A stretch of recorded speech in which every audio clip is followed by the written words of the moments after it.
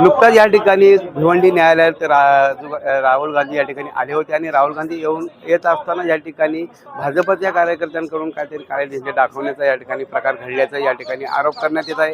आपल्यासोबत सभागृह नेते आहेत या ठिकाणी, त्यांच्याशी लाड साहेबांशी आपण संवाद साधू। लाड साहेब, काय सांगाल कशा प्रकारचं या ठिकाणी भाजपच्या वतीने राहुल गांधी आले असताना काय निश्चित केलं, काय सांगाल, तुमचं काय म्हणणं आहे? अहो, आज राष्ट्राचा आमचा नेता आमचा राहुल गांधी आणि गांधी परिवार हे तर कोणाला त्यांची ओळख देण्याची गरज नाहीये, परंतु ज्या पद्धतीने त्यांच्यावरती भ्याड जो काळी झेंडे दाखवण्याचा प्रयत्न केला गेलाय, दगड फेक मारण्याचा प्रयत्न करण्यात येत होता आणि पोलीस लोक ते बघत होते। शर्म वाटते मला या प्रशासनाच्या केंद्राच्या या भूमिकेची, का त्यांनी संरक्षण झेड सुरक्षा असलेल्या आमच्या विरोधी पक्ष नेत्या असलेल्या राहुल गांधीजींवरती असा आघात होतोय आणि ते डोळे बघत बसतायत। आम्ही टीव्हीवरती बघताना आम्हाला अशी लाज वाटत होती अशा सरकारची, की पोलीस प्रशासनाचं काम एवढ्या थर्ड लेवलला काम आम्ही बघितलं। आणि बाकीचे जर बीजेपीचे नेते जरी आले, इथले महाराष्ट्र सरकारचे नेते असो या केंद्रातले नेते असो, बघा पूर्ण रोड एकदम खाली असतो, कुठली गाडी त्यांची काय, एक माणूस सुद्धा, एक पक्षी सुद्धा ते येऊ शकत नाही। आणि आज आमचा विरोधी पक्ष, देशाचा विरोधी पक्ष नेता येतोय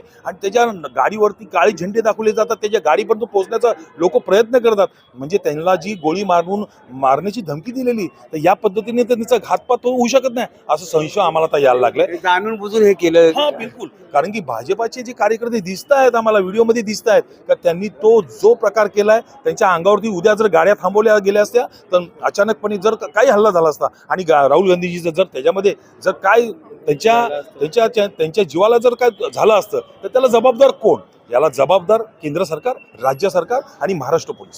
सध्याची जी कायदा व्यवस्था आहे किंवा कायदा सुव्यवस्था कुठेतरी या ठिकाणी ढिली केली होती, असं काय तुमचं म्हणणं आहे का? यांच्यावर काही कारवाई करण्याचा तुम्ही काय करणार आहात? 100% आम्ही मागणी करणार आहोत। आम्ही लेखीमध्ये आम्ही आता आमच्या लॉयर्स, आमचे वकील संघटना असतील, आमच्या सगळ्या पद्धतीने आम्ही त्याचं उत्तर मागू आणि या आमच्या विरोधी पक्ष नेत्यावरती जो झालेला जो हल्ला आणि त्यांनी दाखवलेले जे झेंडे, तो निंदनीय आहे। आम्ही निषेध तर करतो, पण त्याच्यावरती जर आम्ही न्यायालयात दाद नाही मागितली तर आम्ही मग काय मागितलं? मग आमच्या नेत्यासाठी आम्हाला रस्त्यावरती उतरायला लागलं तर चालेल, आंदोलन करायला लागलं तर चालेल आणि निश्चितपणे या 2 दिवसामध्ये आम्ही याचं उत्तर मागू। त्यांच्यावरती काय कारवाई करतायत ते आम्ही बघू आणि भिवंडी शहर काँग्रेस कमिटी, आमचं पूर्ण पदाधिकारी आम्ही रस्त्यावरती उतरू, याचं आंदोलन करू आणि निषेध करतोय आज या काळ्या शब्दाने। म्हणजे तुमच्या स्थानिक पोलीस यंत्रणेवर तुमचं ऑब्जेक्शन आहे का त्यांनी व्यवस्थित राहुल गांधींच्या सुरक्षेचा या ठिकाणी कुठल्याही प्रकारची जबाबदारी न घेतल्यामुळे अशी घटना घडली आहे? 100% जर तुम्ही 100 फुटावरती तुम्ही कुठलाही जर बघा ना पॉलिटिकल कुठलाही कार्यक्रम असेल तर तुम्ही बॅरिकेड्स लावता, मग एवढा जर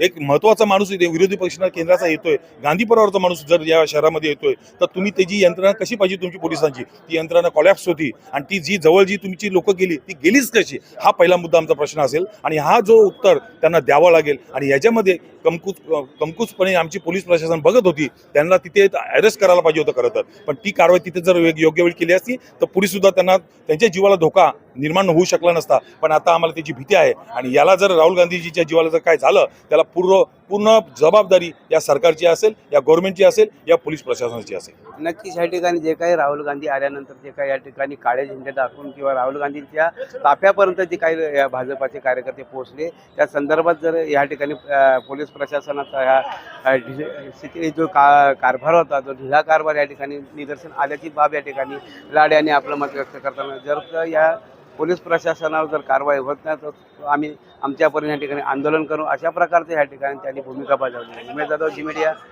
भिवंडी।